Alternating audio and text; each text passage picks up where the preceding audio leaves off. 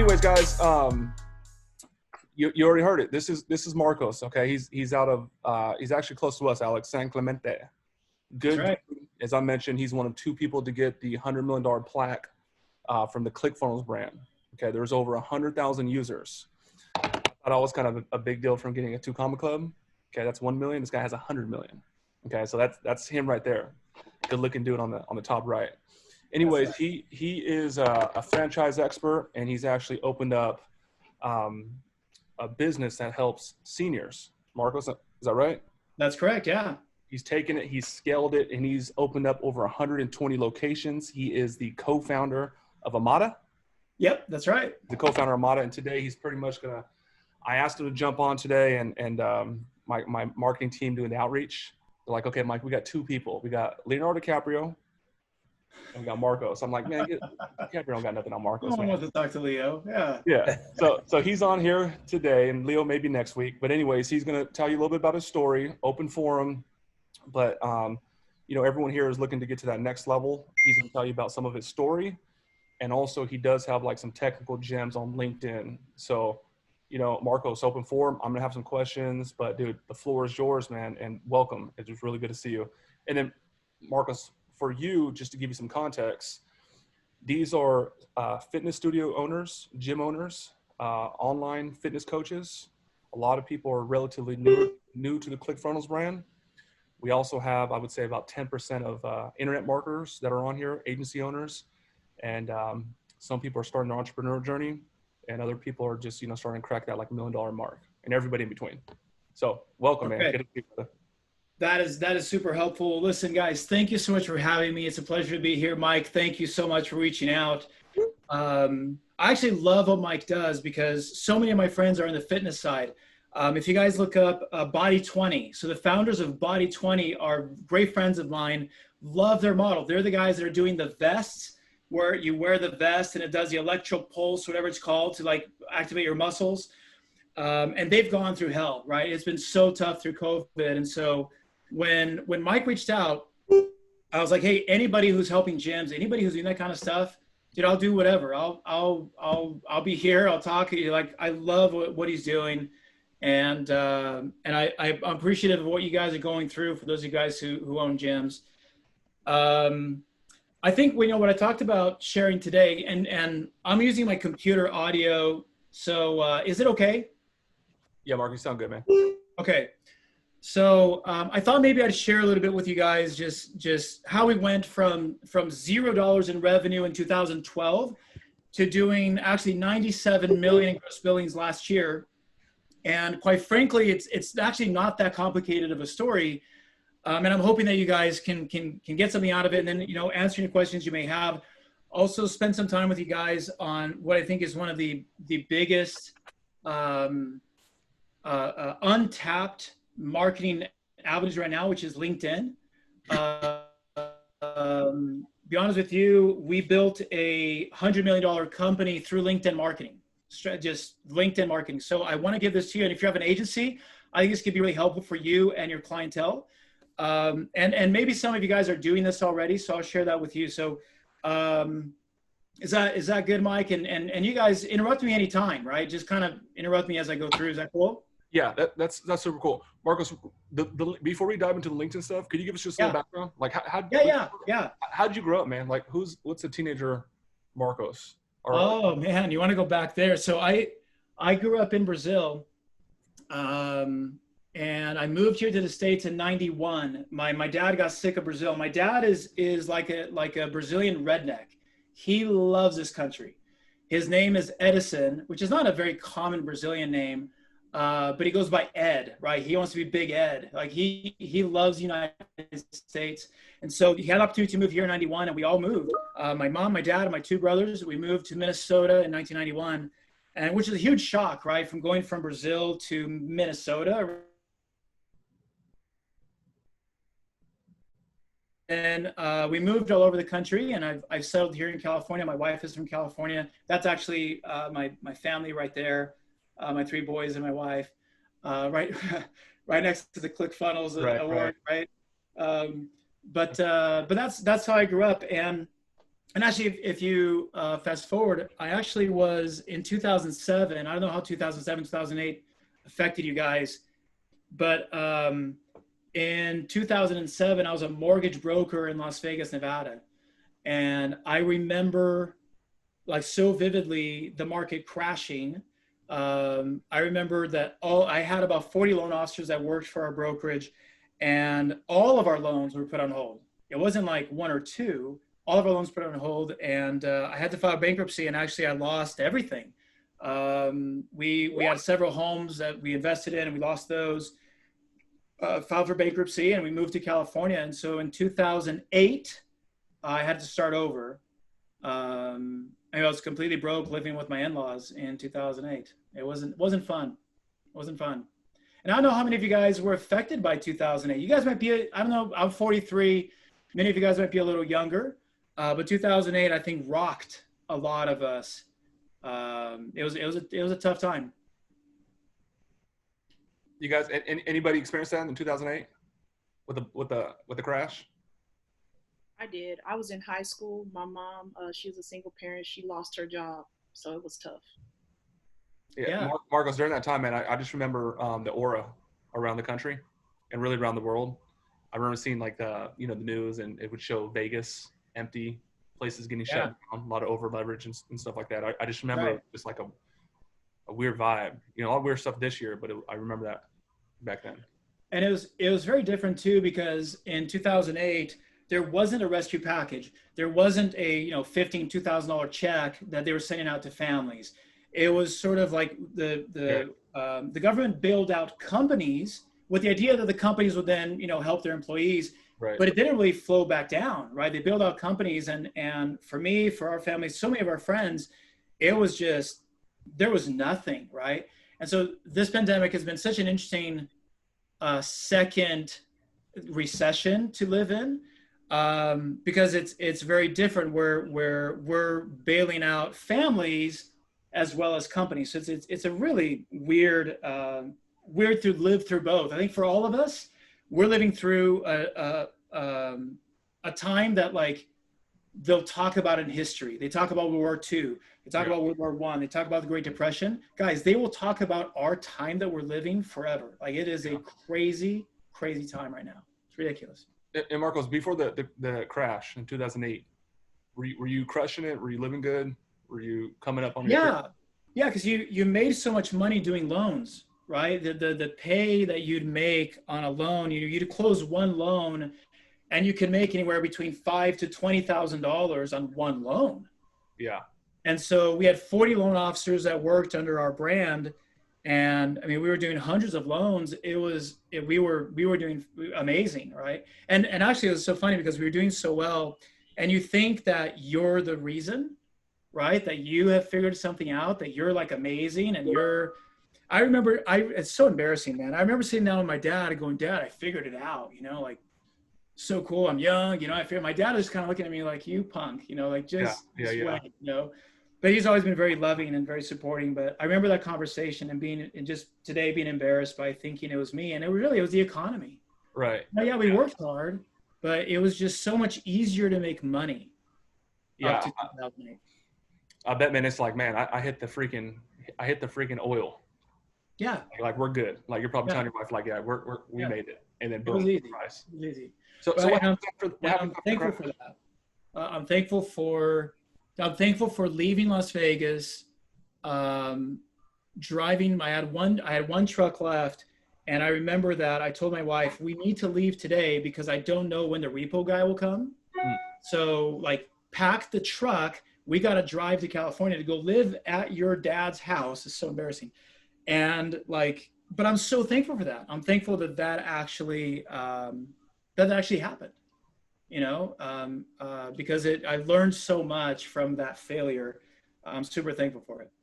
So how did you come out of that? You're at your in-laws' house. What was so it took a long time. One thing that I was always good at in my mortgage business was actually not so much mortgages. It was more of the lead gen type of thing, where I knew how to go after an audience and get the audience to respond. And And my brother-in-law, who actually I owe so much to, my brother-in-law Jared Turner, he had a video game franchise called Play and Trade Video Games. And I don't know if some of you guys may remember Play and Trade Video Games. We were a competitor to GameStop. And he had about 40 stores, these video game stores, like GameStop, it was Play and Trade. And I started consulting for Jared on technology and lead gen. And he was kind enough that I should transition to be the CEO of one of his technology firms. And that really, quite frankly, saved me. It was really luck that I was able to do that, and love, quite frankly, from a family member that straight up rescued me at that time. And then actually, Jared Turner and I started this company, Amada Senior Care, in 2012. But it was, quite frankly, from 2008 to 2016, it was very meager, right? Because we were always just trying to figure out different things. And there were probably 7 other businesses we started from 2008 to 2012, 13, trying to figure things out. What were some of the things that you guys tried? Oh, man. Well, there's so much, there was drug addiction homes, there was Bitcoin stuff, there were consulting for other franchisors, lead gen stuff. I mean, there's so many other things that we tried, and I think it's good, right? I think as an entrepreneur, you want to keep trying different things, right? And not be too romantic about the thing that you started if it's not working out. And so there's a lot of different things that we tried, but Amada was different, right? Amada, we really felt would be an amazing opportunity for us. And that was around 2011. Okay. And then I would imagine when you first started, you may have had like one operation, and then you're like, we got something here. Then you started to think about franchising. Is that how it went down? Yeah, that's right. So in the beginning, what really happened was Amada was already an existing business. And actually, this is something I think for you guys that if I could give you, James Altucher. Have you guys heard of James Altucher? So he's maybe not. Bitcoin guy. What's that? He's a Bitcoin guy, isn't he? Yes, he's a Bitcoin guy. James is a guy that talks about betting on yourself. And he talks about the fact that so many people today are able to consult for equity. He talks about so many people want to consult for a high ticket. They want to, I'll teach you something, pay me 40 grand, 10 grand, 5 grand. And one thing that he talks about so much is says, when you bet on yourself and you get, like, so many people get excited because they start coaching and they get $40,000 and like, I've made it. And you're like, no, you haven't. That 40,000 is going to get spent. You're going to use it unless you reinvest it. And James talks so much about consulting for equity, which I think is a very interesting thing, which says, I believe in your company, give me some equity in the company, and I will do the consulting. I will teach you, right? And that equity could be worth so much more someday. And so that was kind of the case with Amada Senior Care. There was this business here in Orange County that was extremely successful already. And it was started by these 2 guys that we met at church. My brother-in-law and I met them at church. And they came to us one day and they said, I've got this guy, this friend of ours that wants to open an Amada franchise. He wants to be our first franchisee, which is, by the way, that's how, McDonald's, that's how Jersey Mike's, that's how Orange Theory, all these places start where they do something successful and somebody says, I want to buy one. I want to become a franchisee. And that's how they start. Same thing with Amada. They have this guy, want to become a franchisee. And so these 2 founders came to myself and my brother-in-law and said, you guys know franchising, right? And we said, yeah, we do. And I said, can you help us? Can you help us build our franchise? Because we know nothing about franchising. And we were so fortunate that we said, you know what, don't hire me as a consultant. What I want to do is I will build your franchise, but I want equity in the business. I want to be an owner. You're not going to have to pay me a thing. And they're kind of like, really? I said, yeah, you're not going to have to pay me. I want to become a consultant. I want to become a partner with you. And that's what we did. We created Amada Franchise Inc. in 2012. And I promise you, it wasn't glamorous. There was no money. We were all working for free. I was living off of savings. In fact, I think at that point, I was either living in a condo with my in-laws. Like this was not some, like, we made it, okay? But we knew that this company could be amazing someday. And so 2012, we formed the company, and our first franchise partner is a guy by the name of Robert Christensen, who paid us $45,000 to become our first franchisee of Emyth Senior Care. And that's all we had. We had one client.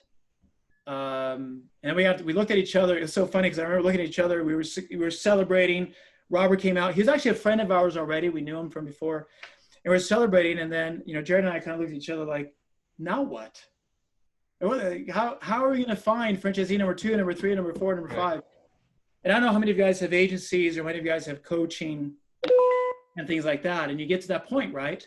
Of you knocked one out, but now what? Like, what the heck are you going to do? That 45,000 went like that. It didn't go in my pocket. It didn't go in Jared's pocket. It went to start operating and getting training and getting infrastructure. No one was making money. It was a great time. It was an exciting time. So when did you get that first franchisee, Marcos? What year was that? March of 2012. Okay, so you opened it up and then you got that franchisee the same year. Yep. It was, because in 2011, it was when the end of 2011, Robert was like, I want to do this. We got contacted, my brother-in-law and I, of like, hey, will you help us franchise this? And we said, yeah, we've got the experience. And so then we signed an agreement. So it takes a long time for you to get it set up. And so by March of 2012 is when we signed the agreement with Robert Christensen. Yeah. And let me tell you this too. Don't think of franchising, because a lot of people think about McDonald's or Jersey Mike's. All a franchise is, guys, is you hear these guys in the community that are high ticket funnel coaches, right? Where they charge you 5, 10, 30, 40 grand. And they're going to teach you something. They're going to teach you real estate flipping. They're going to teach you fitness. They're going to teach you, like, they have an inner circle that does something. That's all a franchise is, right? Is you pay us, and we were just lucky that we had one guy that believed that we could teach him the model, right? We were extremely lucky that happened. Okay, it's just a little. The delivery is almost the same, but the structure. And I know the legalities have really strict requirements. Right. That part's just a little different. The structure. Yeah. But really, it's the exact same thing. And what's funny? It's funny that I've realized through franchising that the only thing that keeps you from charging $5,000 for your services or $40,000 for your services is you, because you give yourself authorization for how much you charge a client. And it's the client is going to do, you're going to do the same amount of work for that client if you charge them $5,000 or $45,000. But if you charge $5,000, you're eventually going to not like that client because you're going to be doing too much work. Or if you charge $45,000, you're going to love that client because you're getting paid what you're worth. And it may be somewhere in between. But my point is, if you're charging $500 for what you do right now, you're probably charging too little. And the only barrier to that is that you're not willing to charge more. So Marcos, let's pause on that part real quick. Yeah. How does somebody, like, if someone never charged high ticket for the services, but their delivery warrants a high ticket ask, how does someone get over that? I hear, like, people, they almost don't feel like they're entitled to that kind of money, or like, even deserving. Like, how does someone get over that hump? Well, but I think there's two things when you're consulting with somebody and you're charging them for something. And Gary Vaynerchuk talks about this a lot, which is the self-awareness, right? You need to be self-aware enough that if you don't have the life experience, you don't have the business experience, you have no testimonials and no way to back up what you're charging, then yeah, you're crazy, right? Because you can't go charge somebody even $1,000, even $100 if you don't have something to back that up. But so let's take that out of the equation. You have a system, you have a product, you have a coaching, you have an agency, whatever it is that you have. And I think you have to have the conviction that what you have is fire. Like, what you have is life-changing for person A, not for B, C, D person. Like, for this one type of person, my service, my product, my coaching is life-changing. And when you know that, that's, I think there's so many people that know that still charge the $500. And that's what I think is so sad, is that when you know that, you should not be charging the $500 because you're going to change that person's life. Which really for Amada, that is the case. Robert's business is over $3 million in gross billings today. Our second franchisee, Ken Jensen, did 6.1 million in gross billings last year. Dude, we changed the system. The system changed our lives. And I remember when we sold Robert that 45,000 franchise, there was no doubt. I had zero doubt that Robert would be successful. There was none. And I could look him in the eyes and not even flinch at the fact that the franchise was 45,000. I had no doubt that he could be successful. Now, he was going to have to work his heart out. He was going to have to put in, right? And he was willing to do that. That's the other side of the equation, right? Is when I talk about the fact that you believe that your system, your product, your service is life-changing for that certain type of person. I think one problem that you'll have if you want to charge 10, 15, 30, 40 grand is that you are going after either broke people or you're going after people who have no business being coached by you. You're so desperate to sell it that you'll sell it to the wrong person. And even if they pay you, they're going to make your life miserable. So you believe in the product and you find the right audience. That's when I think you can charge not whatever you want, but quite a bit. Yeah. Okay. I love that. Okay. So Marcus, tell us when you started to get some traction now with Amada, like when things start. Yeah. So luck again. So Robert Christensen, he's our first franchise partner in Washington. And it's like your first kid. We did everything for him. We would fly out on a moment's notice. Like we had to make that person successful. That was the only way out of this. Imagine if Rob crashes and burns, we're dead. We're done. Who's going to buy a franchise when the first guy says, this sucked, right? Yeah. So again, I think it's so funny, man. I see so many coaches where they get the money and then they don't put out to help that entrepreneur, to help that person. But we didn't make Robert successful. We supported him and he became successful through his efforts. Our second franchise partner was another friend of ours, Luck again. Another friend of ours, Ken Jensen, who acquired the franchise in August of 2012. So in 2012, think about this. In 2012, our company brought in about $90,000 in revenues for the year. We had 2 franchisees. Both of them were still going, right? That's all that happened for all of 2012. Not glamorous, still living in a condo, like, you know. But here's what happened. I go back to this idea of going after a audience. And how many have you, I know I can't see everybody, but have you guys read Shoe Dog? The story of how Nike started? No. Dodd raised his hand. Billion-dollar company today. Shoe Dog starts with one shoe that they didn't even make. It was the tiger or leopard or something like that. It was made by a Japanese company. It didn't have the Nike logo. It had nothing. Phil Knight was just a distributor in Washington for running, for track shoes. He had one shoe that he didn't even make. Selling from his trunk. What's that? Selling from his trunk of his car. Yes, that's right. But and you don't see that when you see Nike today, right? One product for one type of athlete, which is the track runner. And I think if I recall, it was even for, I don't know if it was for sprinting and long, maybe it was, but it was for one type of athlete. And so what I think we were lucky is that we said, instead of trying to sell our franchise to anyone who wants to buy a franchise, what if we niched and just sold a franchise to one type of person? And so we got together, and I remember calling Robert, who's our first franchisee. He was a pharmaceutical rep with Pfizer. And I said, Rob, tell me about being a pharmaceutical rep with Pfizer. What is it about your background that made you so certain you'd be successful as a franchisee with us? And he talked about his medical background and all that. And then I asked him, I said, do you think other Pfizer reps, is a weird question, do you think other Pfizer guys that work for Pfizer Pharmaceuticals in sales, do you think they would buy a franchise from us? And he's like, I don't know. And he said, I did. So I thought, that's interesting. So I had Robert take his phone, and I said, Rob, just do a testimonial for me. And all I want you to say is, I used to be at Pfizer. I hated my life. And I quit. I bought an Amada. Now I love my life, right? So he does this video for me.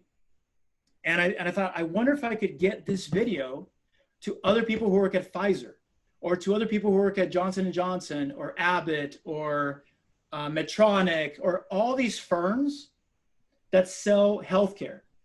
And you think about that, it's not earth shattering, but it's to me the testament of the same thing with Nike, that you can't start from where we were and try to boil the ocean and either sell a bunch of stuff to a bunch of people.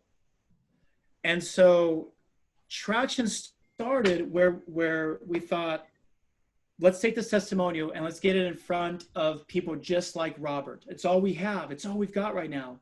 That's wild. And we started advertising on Facebook and LinkedIn. And what we found was that on LinkedIn, I was able, and this is getting a little technical. For those of you guys who are marketing firms, this would be great. For those of you guys who are not, this might be boring. But we started taking, on LinkedIn, I was able to get my video of Robert saying my life sucked before at Pfizer. Now my life rocks. And I was able to in mail that to people who work for sales at Pfizer, Medtronic, Abbott, and Stryker. So I can pay LinkedIn to send my message in bulk to people who are salespeople over the age of 40, male at Pfizer. Now think about this. That ad went out with the title, Life After Pfizer. Lethal. So if I'm on LinkedIn, I got all these knuckleheads, trying to get my attention on LinkedIn. If you guys are on LinkedIn, you get all these in-mails that are just crap, right? Just drivel.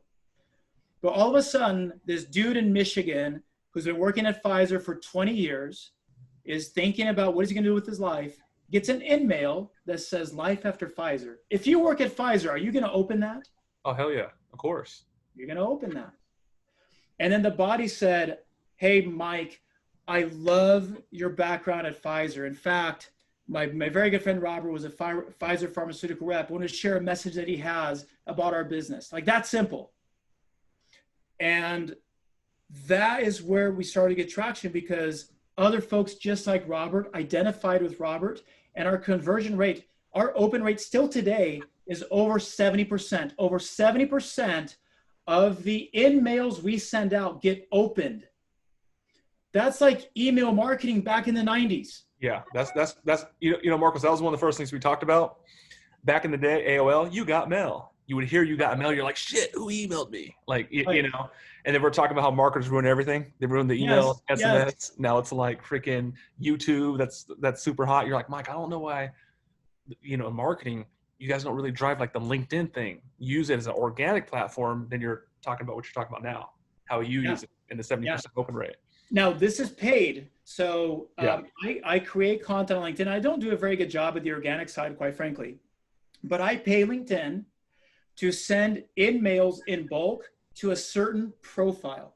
So now take your profiles. If you're trying to get a hold of engineer, attorney, doctors, nurses, ventriloquists, I don't care who, they're all on LinkedIn.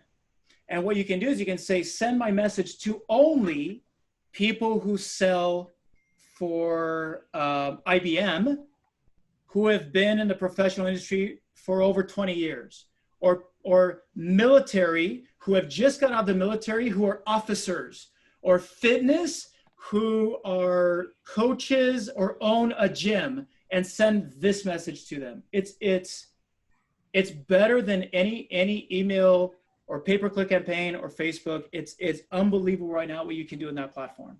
So guys, everyone that was on the HT Masterclass last month, the high ticket Masterclass, the very first thing that we talked about was the avatar, identifying your ideal client. Right. Age, gender, sex, career, financial status, children, marriage, marital status, on and on and on.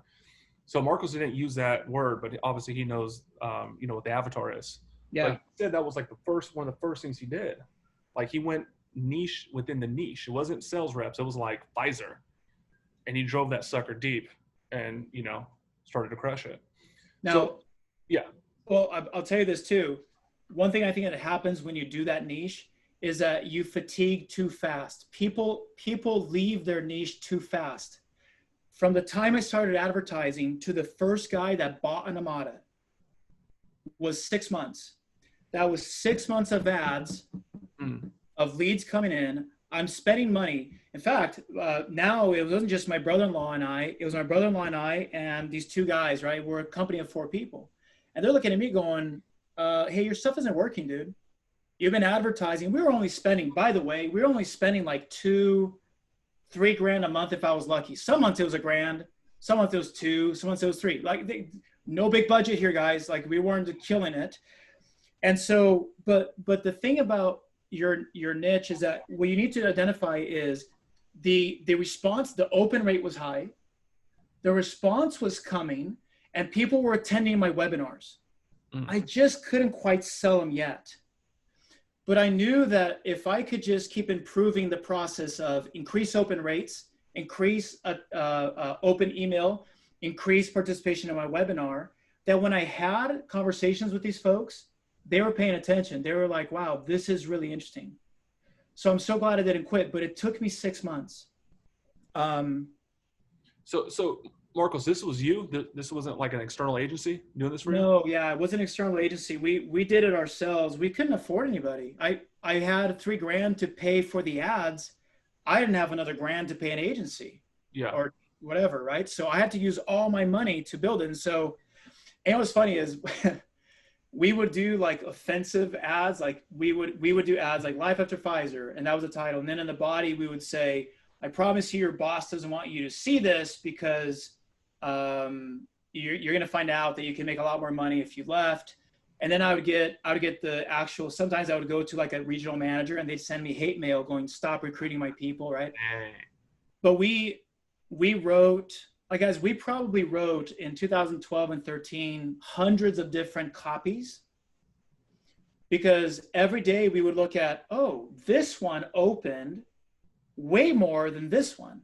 And so we'd kill this one and get that one, and then we'd rewrite that one. And we were just, we kept iterating until we found the best message for our audience. But it was only to that one audience. And then Marcos, what's the franchise fee to get in now? I'd imagine it's way more than 40 grand. So the franchise fee is still 48,000. Oh, okay. And I'll tell you, our numbers are our lead on LinkedIn. This is so crazy.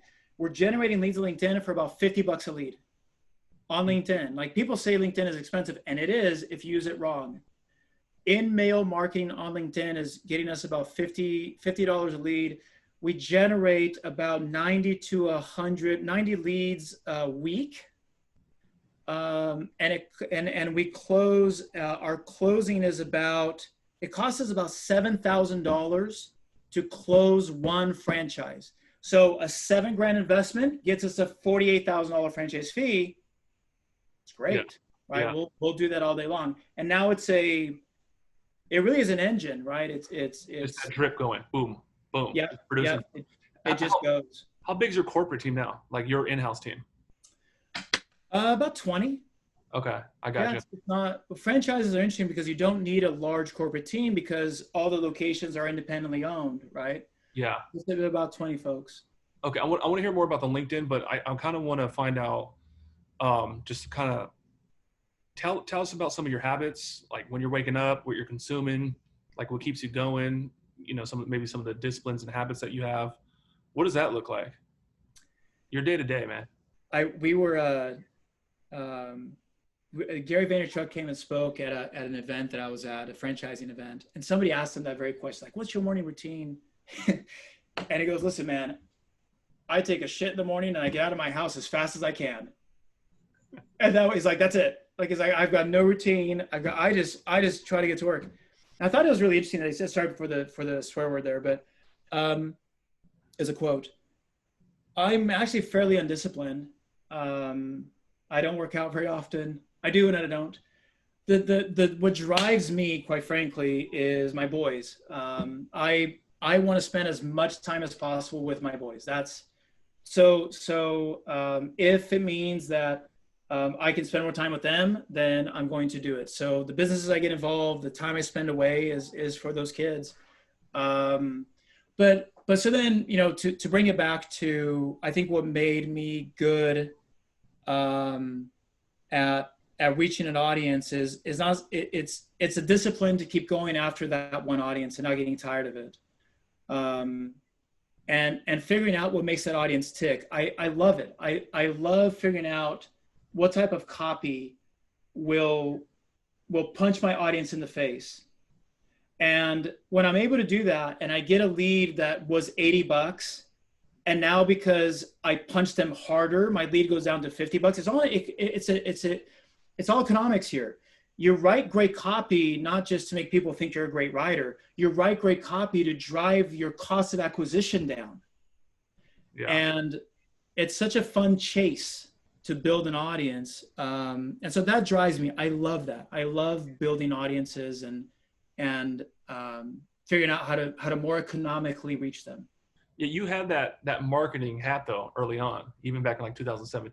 It sounds like that was like something you're good at, and I think so. Yeah, I think so. It's always something I thought was fascinating. That's why, you know, like Russell Brunson, Gary Vaynerchuk, and these guys that have built audiences, I think is so interesting to me, because it's such an amazing art to get mass numbers of people to respond to you, right? Not lead generation, but how do you get an audience of 40-year-old male salespeople or females who are 20 years old who are in fitness?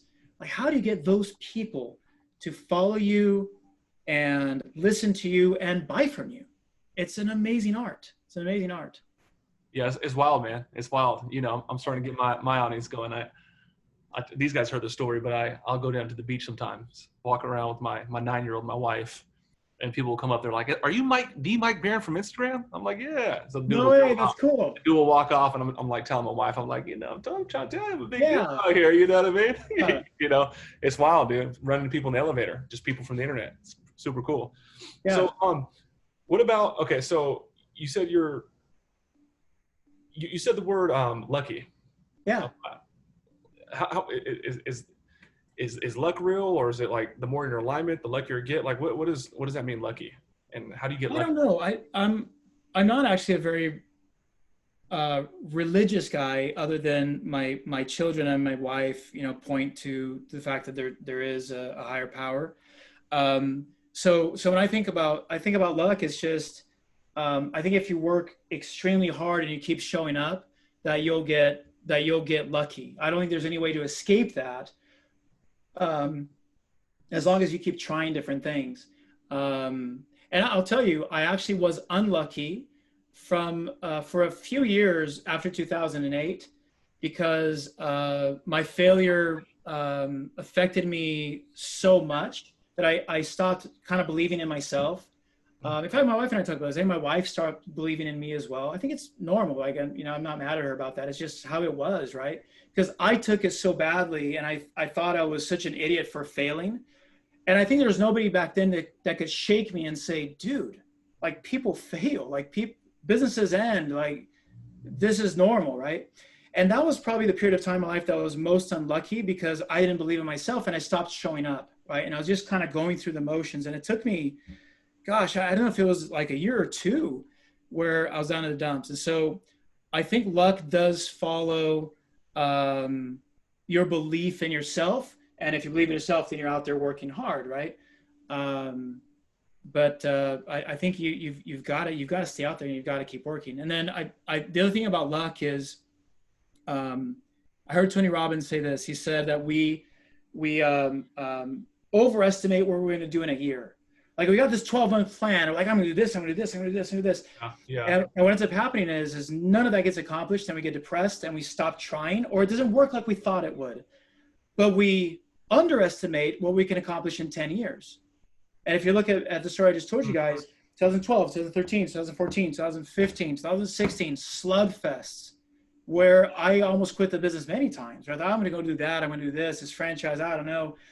But I never could have seen that in 19, we'd have a company that had $97 million in gross billings. Like, that's just, it's crazy to think that. So, and you look at the time frame, it's about a 10-year time frame, right? I completely did not expect that. So we overestimate what we're going to do in 12 months, and that gets us depressed. we need to start looking at what could happen 10 years from now and play the long game of what can we do 10 years from now. When you're building your audience, when you're building your agency, you're building whatever it is you're building, you got to think about where am I going to be 10 years from now and work backwards into what I need to do to get there 10 years from now. It's hard to do. Marcus, I had a couple more questions for you before you drop any other LinkedIn gems, but like what's the difference of being a 6-figure earner, a 7-figure earner? Now you're starting to hit like 10 million, and then your companies did 97 million. Like what obviously there's a difference. Like what's the difference? How do you get to 6 figures annually and then to $1 million, then to 10 million? You know what I think, what I've realized about business is you have a decision to make.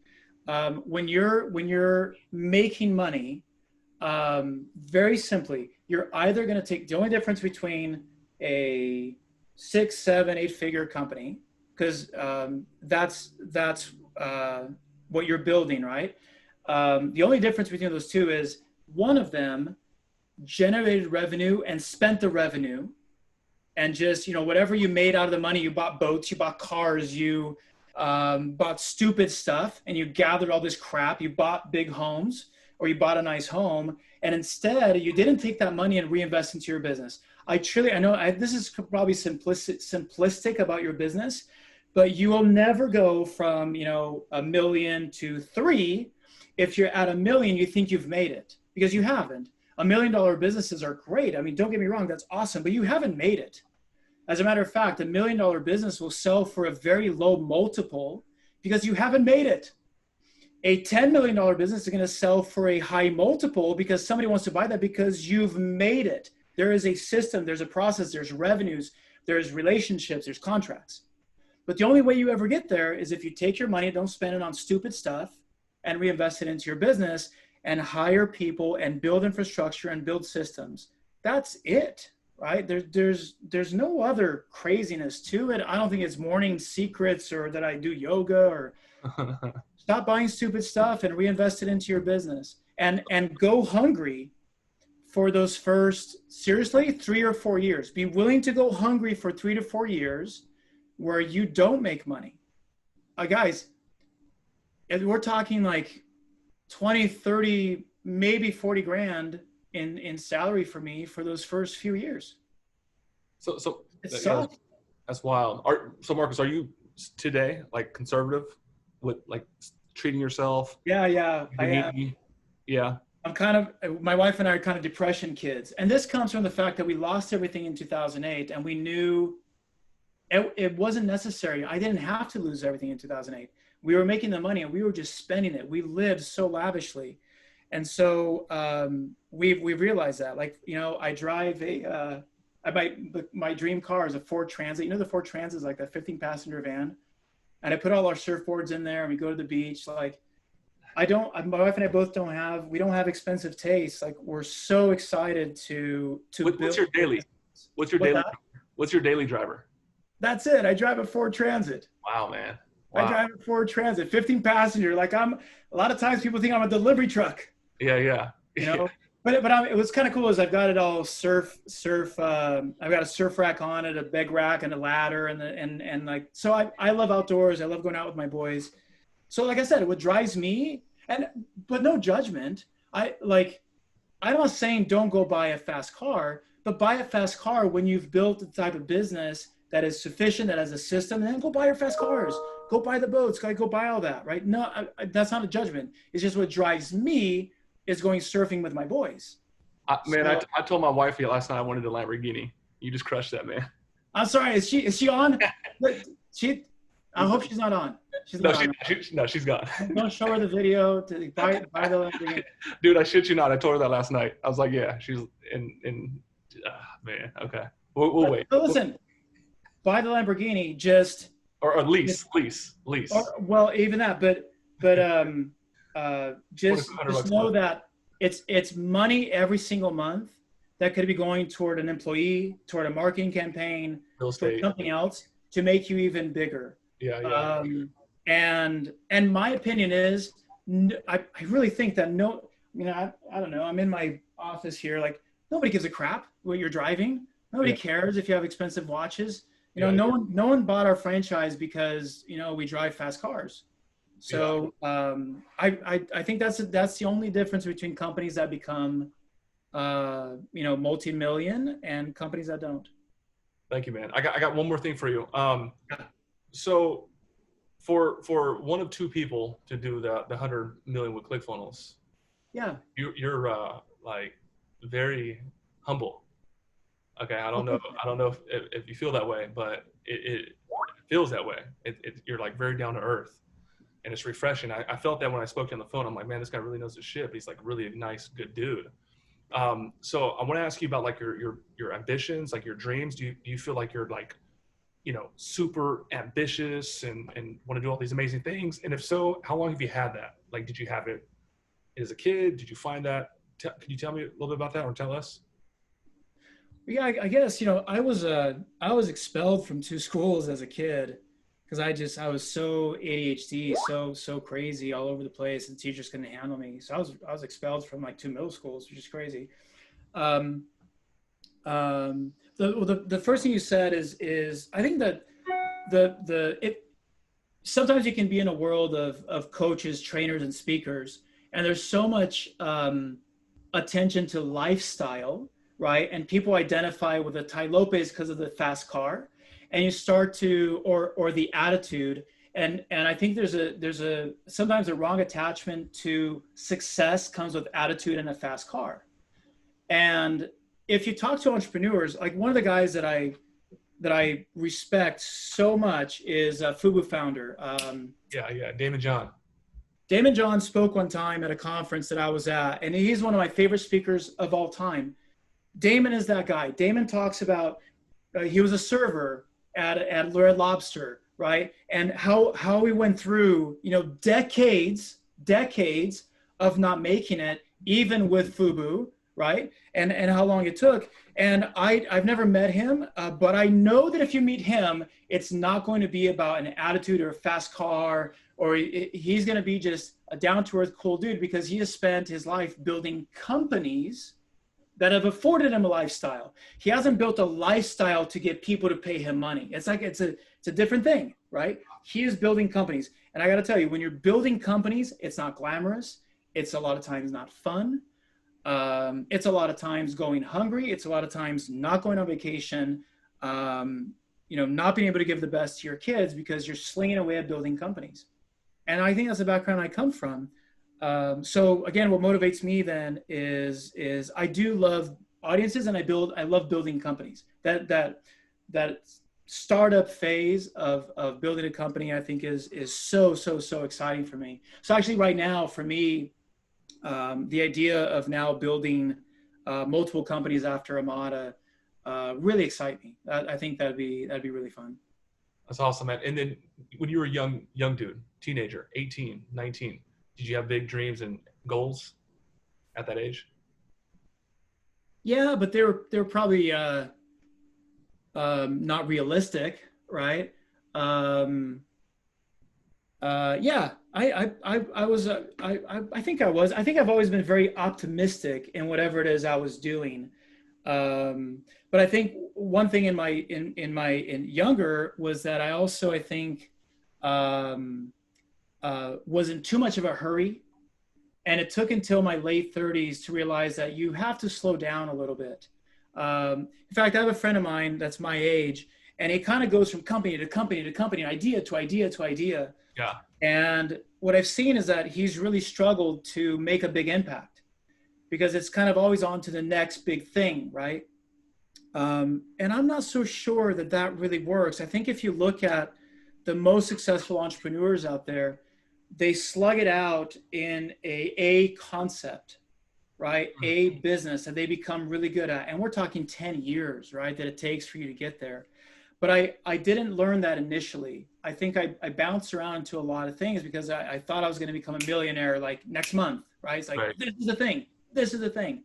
It's not. It's going to take time. It's going to take time. So I've learned that, I think. But in my older age, I've learned to be more patient, I think. Got it. Thank you.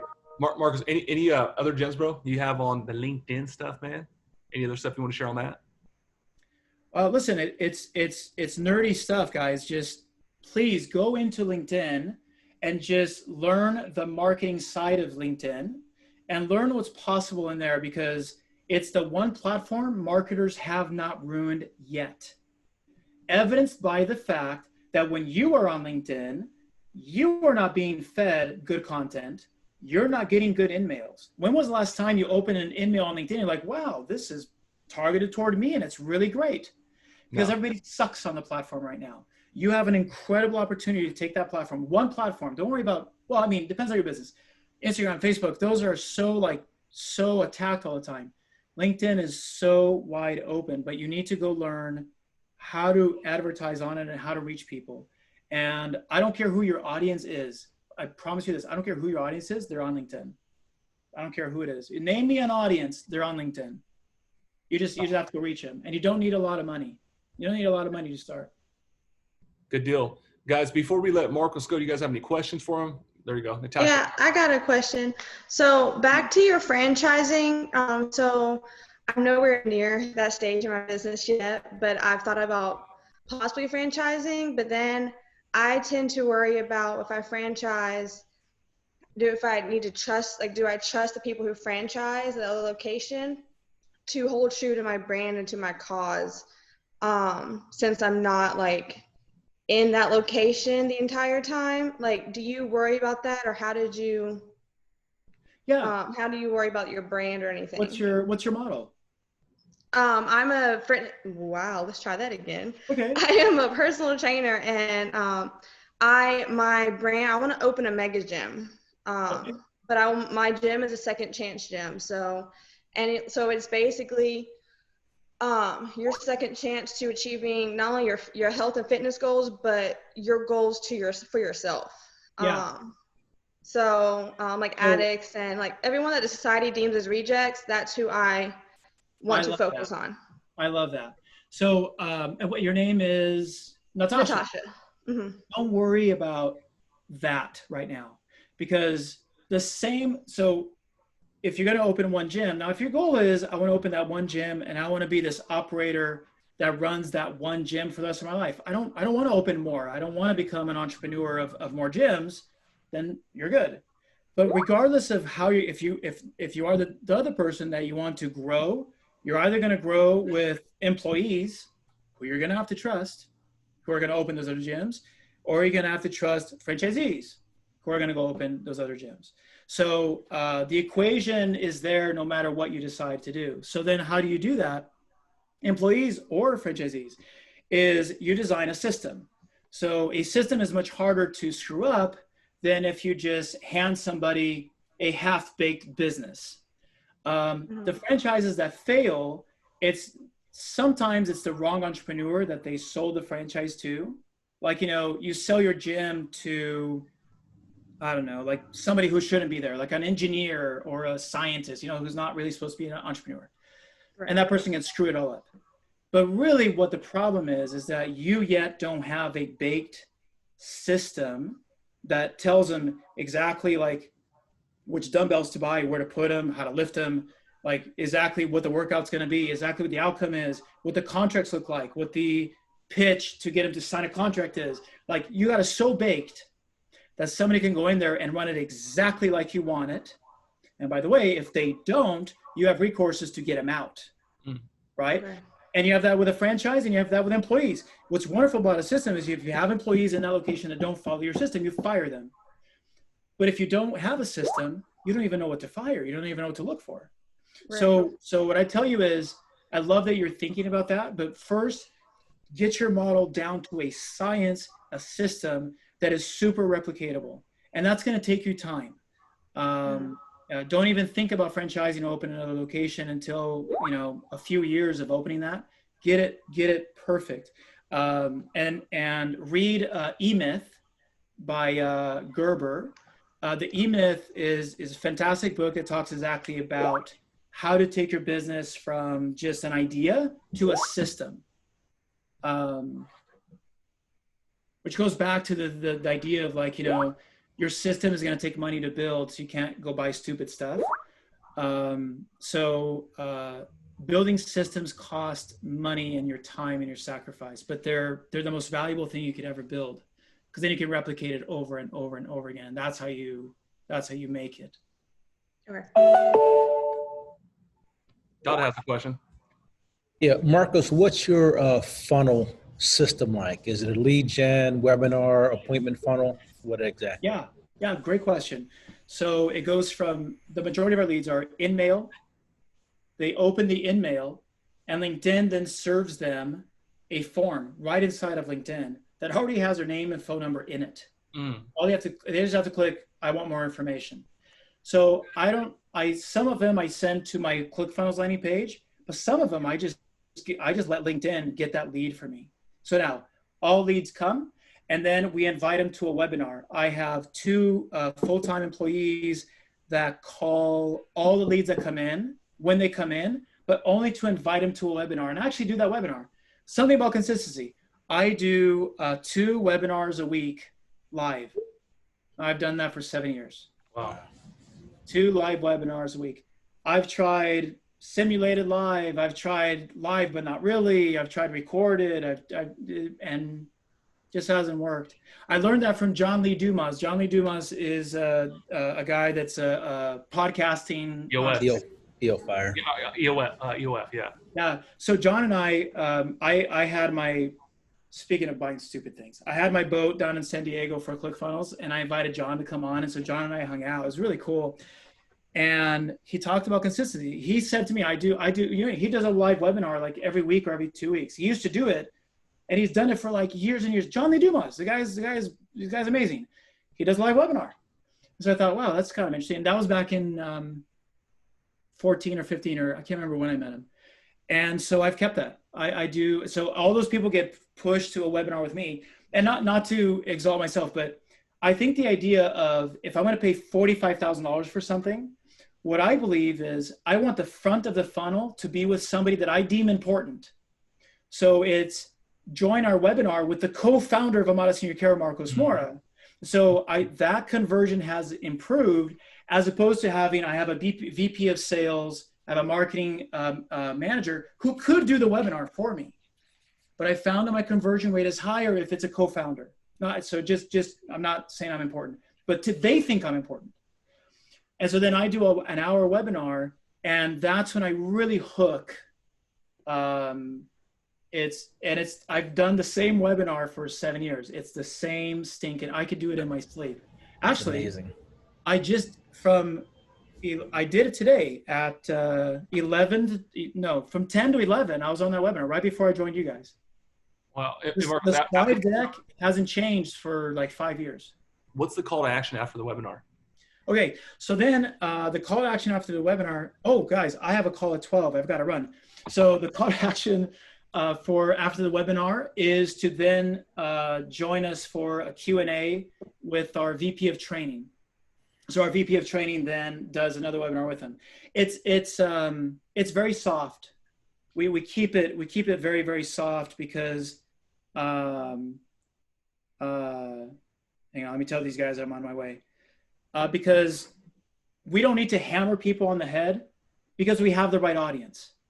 Something happens when all of your leads are the right people, your funnel can be softer. Funnels are pissed off funnels, like who are you? Give me your information, pre-qualify. How much money do you have? You do that because your leads suck. When your leads are legit, when your leads are exactly who you want, you can lead them through a story and let them select themselves into buying.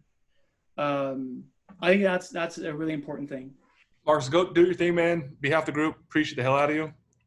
Let us know, let me know how we can repay the favor. I got your line, so I'm going to hit you. Go check this guy out. One of 2 people, $100 million. Marcus, I'll be in touch, man. Thank you very much.